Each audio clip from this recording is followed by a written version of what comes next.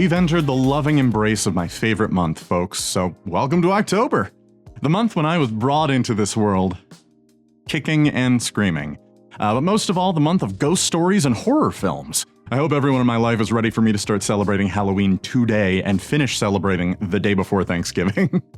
So obviously we've got some excellent fall events to look forward to, even post-Turkey Fest, and I honestly can't wait for them. So let's explore a few on this week's installment of Weekend at the Lake, presented by the amazing folks at Chris Light Co., who, for all of us, shine a gorgeous guiding light in the deep darkness of this world, so everyone can see how cool your house is and feel jealous that their house isn't that cool.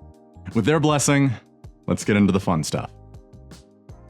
Frank's Swap Meadowlands Trading Days is a mouthful that fully illustrates what you're in for and very clearly describes the event.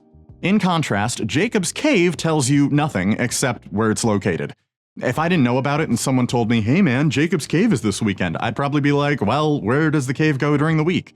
But the thing is, whichever one you call it around here, people know exactly what it is you're talking about. And that would be the biggest swap meet and flea market in the Midwest, with 30,000 people showing up to pick through all the cool, crazy stuff you can buy there. I'm pretty sure folks really low on the donor list show up looking for a fresh kidney and walk out with what they need, as well as an armful of classic Nintendo cartridges and a 4-month-old llama. If that doesn't sound like fun to you, I don't really understand you, and you probably need to hang out around raccoons way more often because you might learn something. The swap meet at Jacob's Cave goes from Thursday to Sunday and is open pretty much all day. Now, this one is probably going to appeal mostly to folks my age and younger, but I've got to talk about this, man. I grew up watching SpongeBob pretty much every morning. I loved that show as a kid, and frankly, I still kind of do as an adult. It's funny! And today, Tom Kenny, SpongeBob's voice actor, is a personal inspiration of mine. The guy is a prolific performer. And speaking of performances, that's exactly what you're in for, because the Royal Theatre is hosting a run of SpongeBob the Musical. What a time to be alive. Friday and Saturday with a matinee on Sunday, they'll be kicking off the 45th season of the Royal Theatre, so get ready to drop on the deck and flop like a fish. I'm not childish, you are. Pharrell Williams is 52 years old and he had a SpongeBob-themed birthday party. Maybe my 30th, this October 30th, will feature a sponge. Friday and Saturday performance of the live SpongeBob SquarePants musical will start at 7 p.m. and Sunday's matinee at 2, and all I can say to that is, I'm ready! Ah! We'll be right back with all new levels of cringe right after a word from our sponsors. They always say that seeing is believing, and to see the breathtaking beauty of your lakefront paradise, it needs to be lit correctly. Chris Light Co. takes your space and illuminates it like never before. From your home and walkways to your dock and lakefront oasis, Chris Light Co. lights up the Lake of the Ozarks. Osage River Popcorn, your home at the lake for fresh, gourmet popcorn. But it doesn't stop at just what's in the name. Come see us on Bagnell Dam and Lake Ozark for Stom European chocolate, gelato, and so much more. We've even got a drive-thru with specialty coffee. And yes, our gourmet popcorn is still popped fresh daily.